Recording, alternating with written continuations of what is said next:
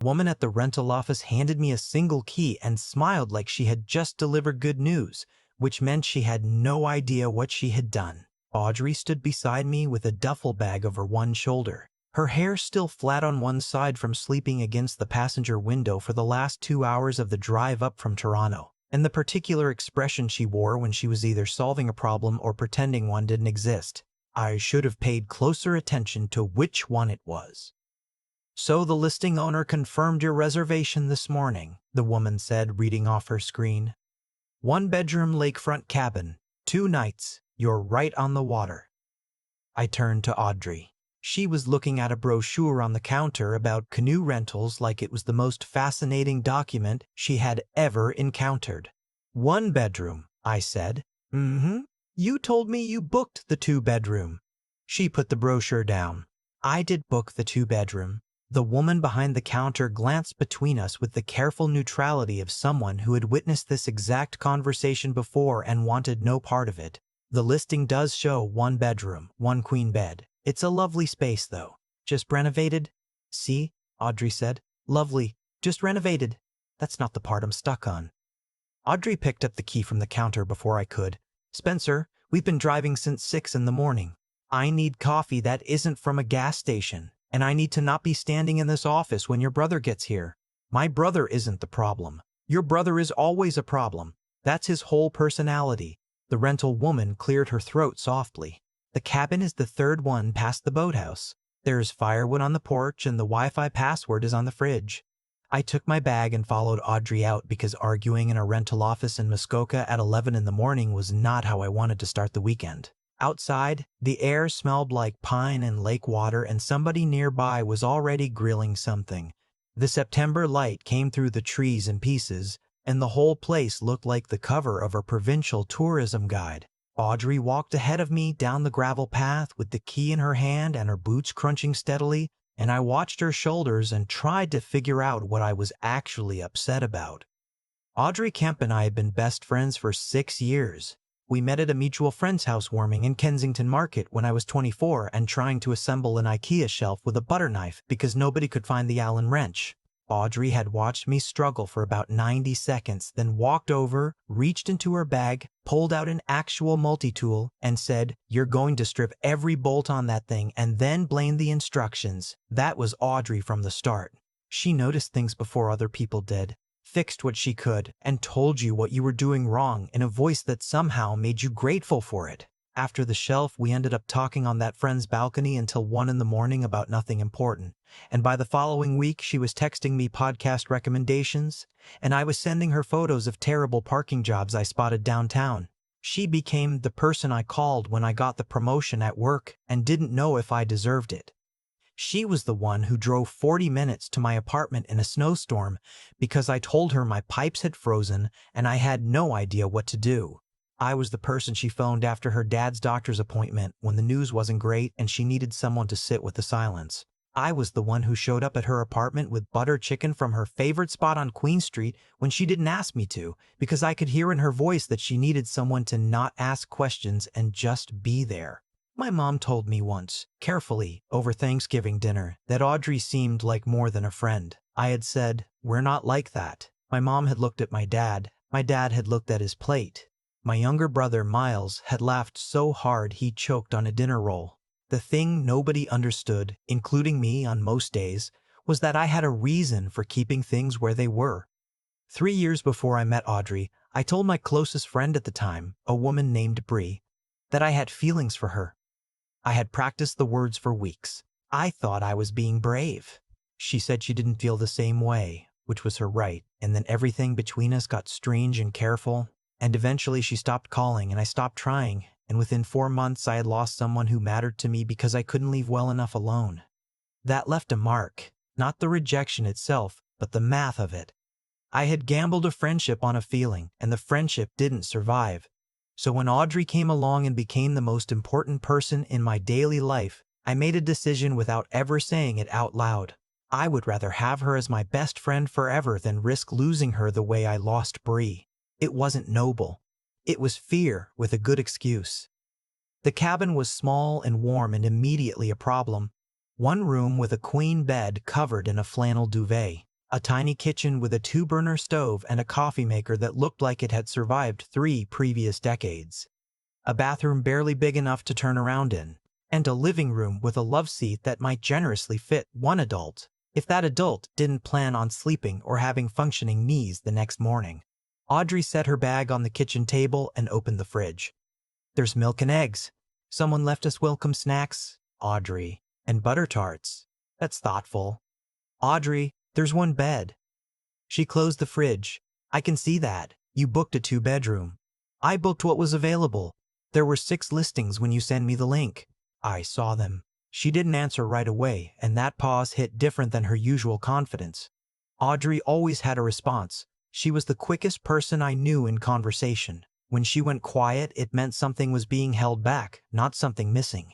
The 2-bedroom got canceled by the host, she said. Last minute, this was the only one left in the same area. And you didn't tell me? I told you we had a cabin. You said, and I quote, "We're all set, 2 beds, lake view, don't forget bug spray." She looked at me. I said, "Don't forget bug spray." The rest might have been optimistic. I sat on the arm of the love seat, which creaked like it was filing a complaint. So you knew, before we drove 3 hours. I knew the bedroom situation had changed, and you just decided not to mention it.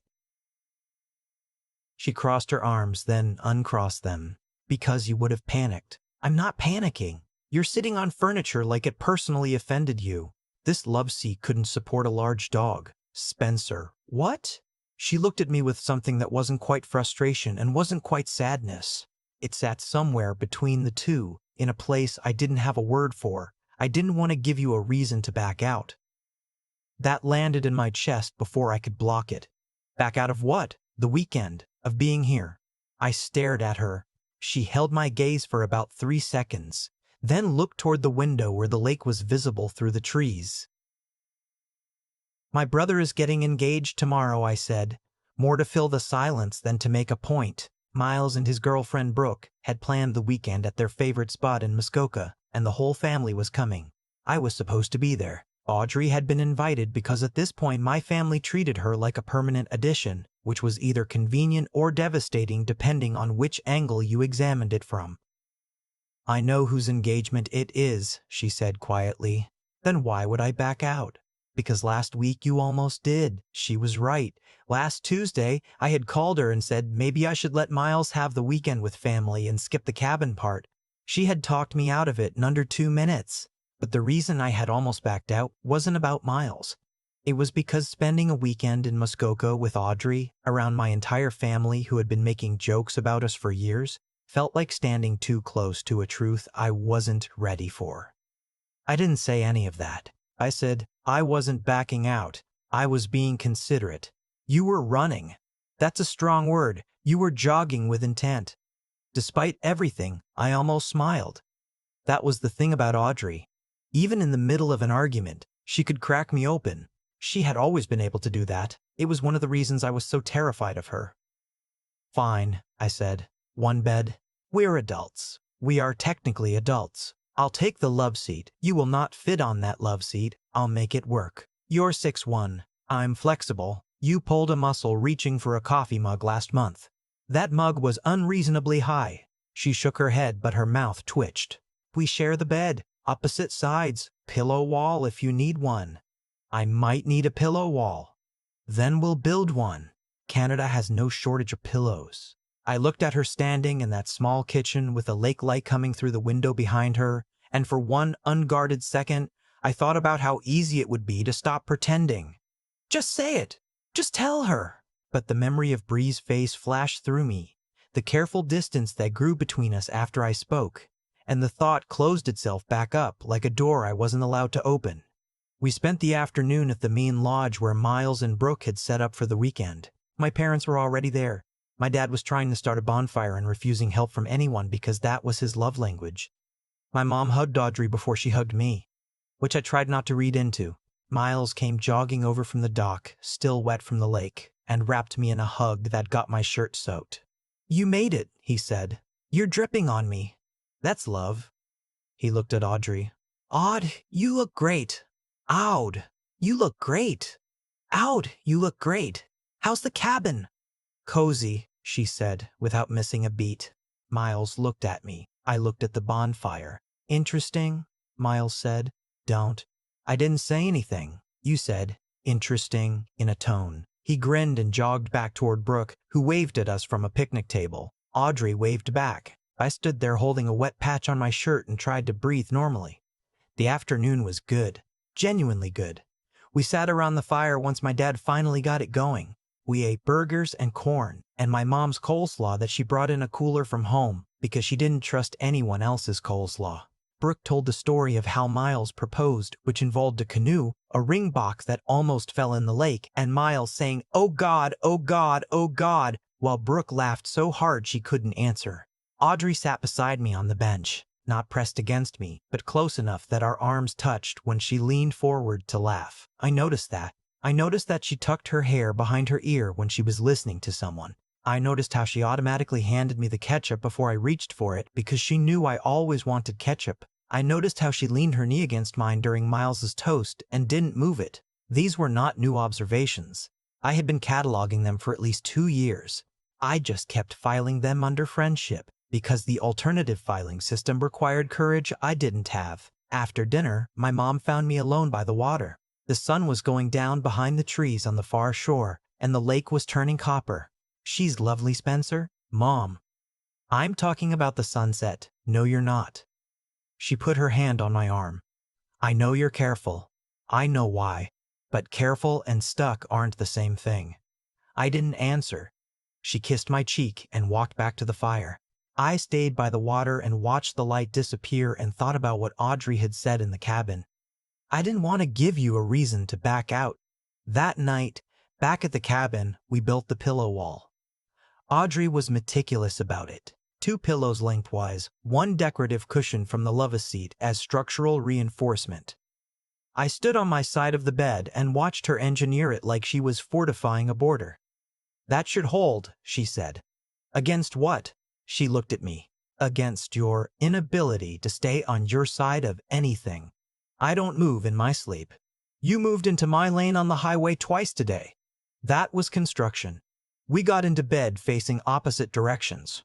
The cabin was quiet except for the sound of the lake through the open window and some kind of bird that didn't understand nighttime. The mattress was softer than I expected, which meant I could feel the slight dip where her weight was.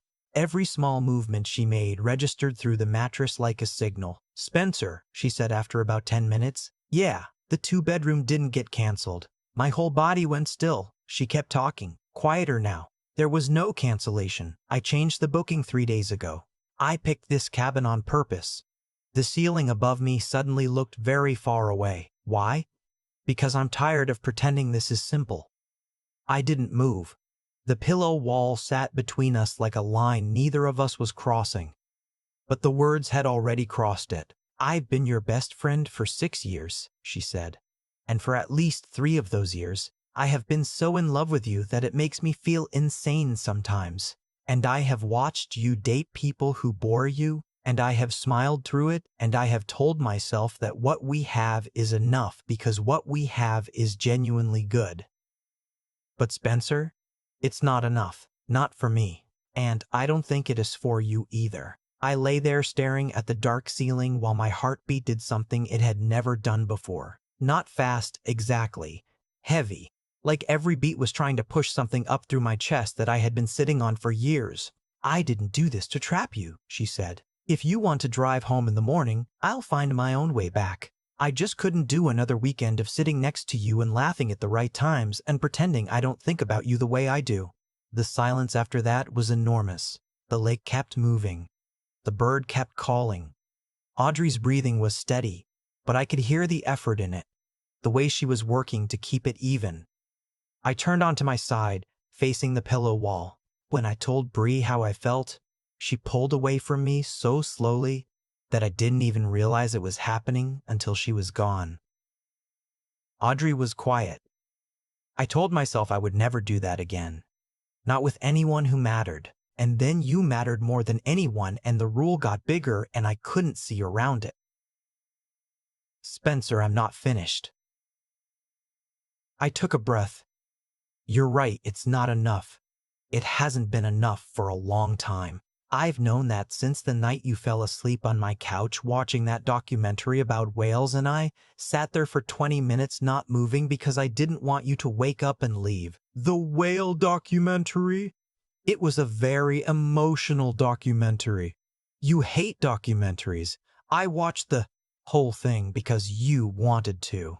She laughed, but it came out shaky, and I heard her press her face into the pillow for a second. When she spoke again, her voice was thick. That was a year and a half ago. I know, you've known for a year and a half. Longer, probably. That was just when I stopped being able to lie to myself about it. For a moment, neither of us said anything. Then Audrey's hand came over the pillow wall and found mine in the dark. Her fingers were cold. Mine closed around them, and it felt like something I had been holding my breath against for years finally let go. We don't have to do anything tonight, she said. I don't need a big moment. I just needed the truth to be in the room. It's in the room. Good. Along with this absurd pillow wall, the pillow wall stays. Agreed. We fell asleep like that. Her hand in mine across a barrier made of cushions. I slept better than I had in months. Morning came with sunlight through the trees and the smell of lake air and coffee. Audrey was already up, standing at the two-burner stove in my old McGill sweatshirt that she had stolen 2 years ago and never returned. She was making eggs and humming something I didn't recognize, and the whole scene looked so natural, so completely right, that I stayed in the doorway for a few seconds just watching her. She saw me and pointed the spatula. Don't make it weird. I'm standing here. You're standing there with a face. This is my regular face. That is not your regular face. That's your feelings face. Save it for after coffee. I sat at the small kitchen table and she put a mug in front of me. Tim Hortons dark roast, which she had brought from home because she didn't trust cabin coffee. I looked at the mug and then at her. You brought my coffee. I brought coffee. You don't own a roast. You brought the specific coffee you know I like. She cracked another egg into the pan. Best friends remember coffee preferences. It's not a declaration. It's a little bit of a declaration. She turned around and her face was softer than I had seen it all weekend. Not guarded, not careful. Just open. Eat your eggs, Spencer. The engagement brunch was at the lodge at 10. Miles and Brooke had set up a long table on the deck overlooking the lake, and someone had put wildflowers in mason jars down the center. My mom cried before the first toast. My dad patted her shoulder and looked emotional himself, which for my dad meant his jaw tightened slightly. Audrey and I arrived together because we had driven together, stayed together, and woken up together, which meant there was no version of our entrance that looked casual. We tried anyway. We walked in separately.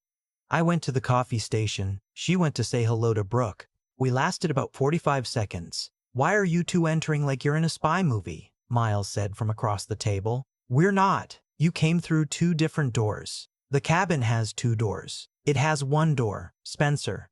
I've been to that cabin. Audrey appeared beside me with a plate. Your brother is interrogating me with his eyes. He's interrogating me with his mouth. Worse. We sat down. Brooke smiled at Audrey in a way that suggested she had already formed theories. My mom asked how we slept. Miles started to say something and Brooke elbowed him. But the person I was watching was my grandmother. Nana Jean sat at the end of the table with a mug of tea and the posture of a woman who had outlived 3 prime ministers and was not impressed by any of them. She had silver hair, reading glasses on a chain, and a talent for saying exactly what everyone was thinking in as few words as possible. She looked at me, then at Audrey, then back at me. Finally, she said. The table went quiet. Nana, I said. What? I said 1 word. She sipped her tea. I could have said more. Please don't. Your grandfather waited 4 years. You've waited 6. Improvement runs in the family, I suppose. Audrey covered her face with her hands. Miles raised his orange juice glass in a toast to no one in particular. My mom looked at the ceiling. My dad studied his bacon with great intensity. We haven't made any announcements, I said. Nana Jean set her tea down. The announcement was your face when you walked in, dear. I looked at Audrey. She was still half hidden behind her hands, but I could see her smiling through her fingers. She dropped her hands and leaned toward me. Your grandmother is going to be a problem, she whispered. She's been a problem since 1952. I heard that, Nana Jean said, and it was 1952.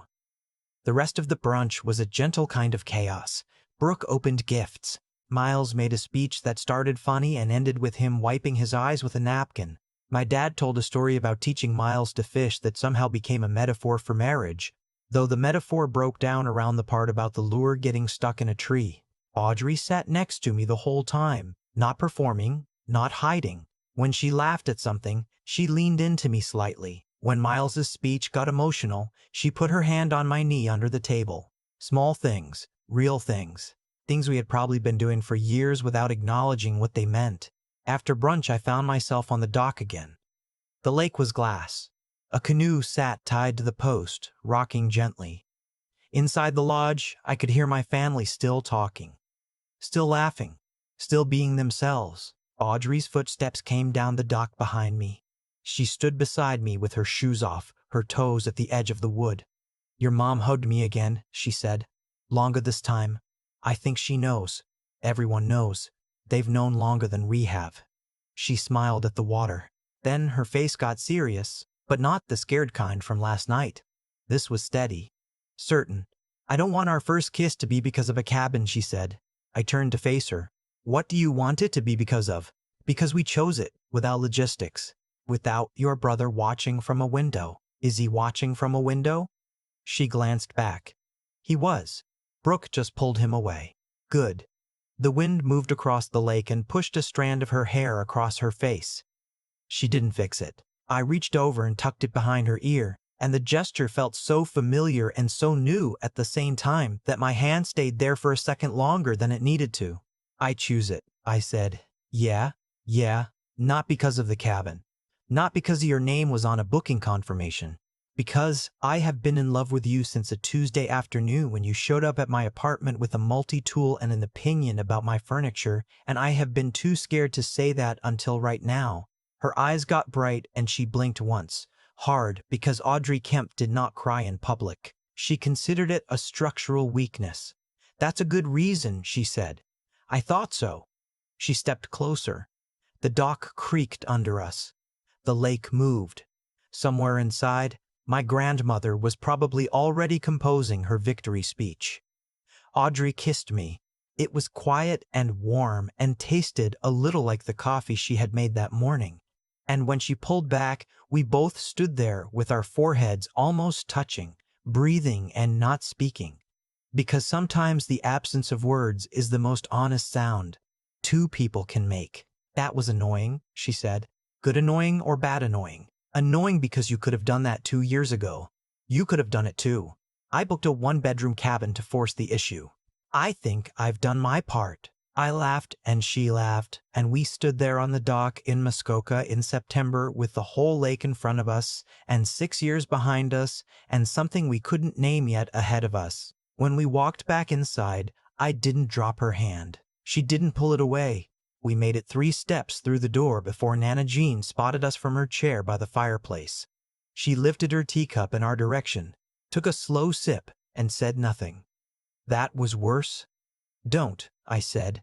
"I'm drinking tea. You're drinking tea aggressively. All tea is aggressive at my age."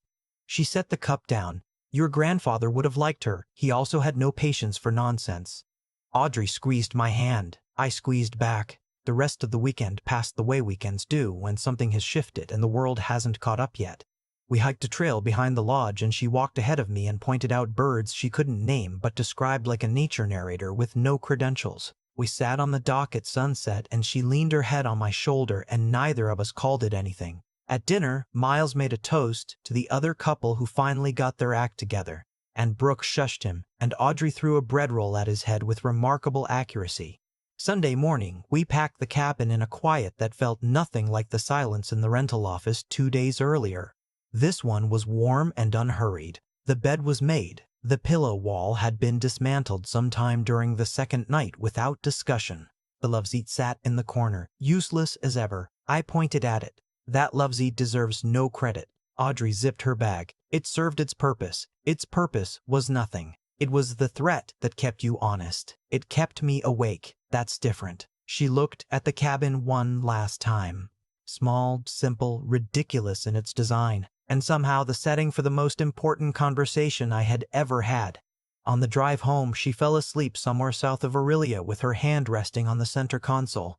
I drove with one hand on the wheel and the other holding hers, and the highway stretched out ahead of us, and the radio played something soft that I would never be able to identify but would always associate with that afternoon. When she woke up near Barry, she yawned and looked at her hands and said, "We should never tell anyone the real version of how this happened. Your booking scheme?